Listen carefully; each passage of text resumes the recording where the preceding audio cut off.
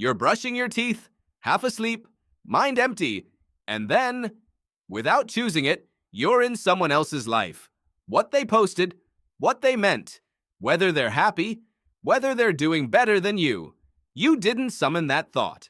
It arrived, and now it won't leave. This happens dozens of times a day. An old friend's photo, a coworker's comment, a stranger's highlight reel at midnight. You're not even thinking, but your brain is constantly, quietly tracking people, their choices, their emotions, their lives versus yours. That is not weakness. That is the oldest software your species ever wrote.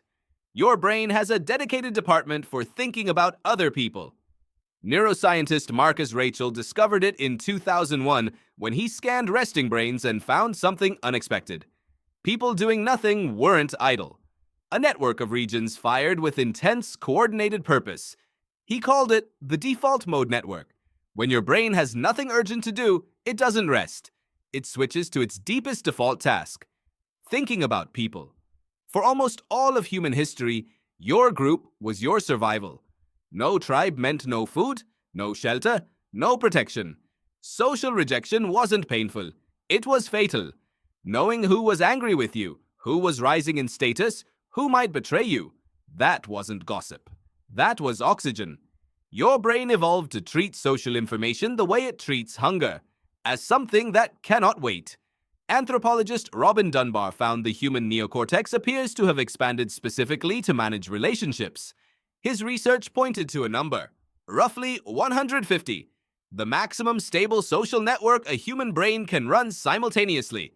Not just names, full maps of history, loyalty, emotion, trustworthiness, for every person in your circle, updated constantly.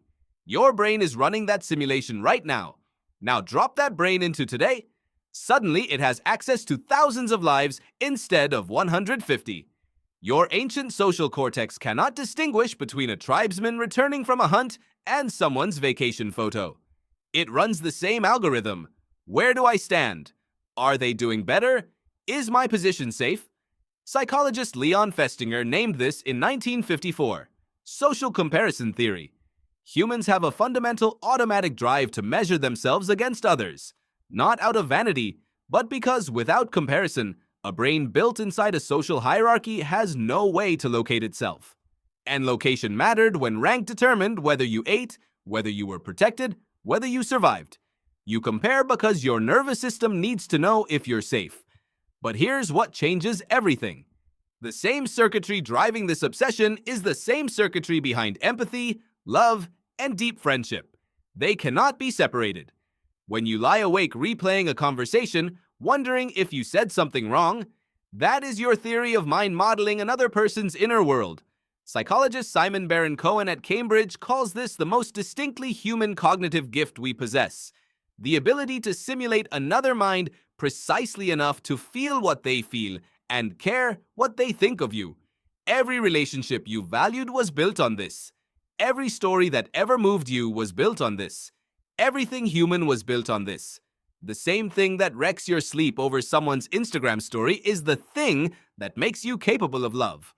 The problem isn't that the system is broken. It's that it's working perfectly in a world it was never designed for. Built for 150 people over years of slow, real contact, now receiving thousands of signals every hour. It cannot tell which ones are real, so it treats all of them as real. Every post, every life that looks more complete than yours. Your brain registers each as a status update from inside your tribe. It responds with urgency, with the low, persistent hum of not quite measuring up. You pick up your phone, you check what everyone else is doing, you put it down. 3 minutes later, your brain quietly starts running it again. You can't stop because you were never meant to stop. The ancestors who kept obsessing over the people around them survived better, cooperated better, built more. You are descended from the ones who couldn't let it go. You think about other people's lives because, on the deepest level evolution can reach, other people are the world. They always were. They still are. Tonight, when the room goes dark, your brain will drift back to someone. Their face, their words, their life, what it might mean about yours. You're brushing your teeth, half asleep, mind empty, and without choosing it, You're back in someone else's life. You never chose it. You never could have. That's not a malfunction. That's the whole design.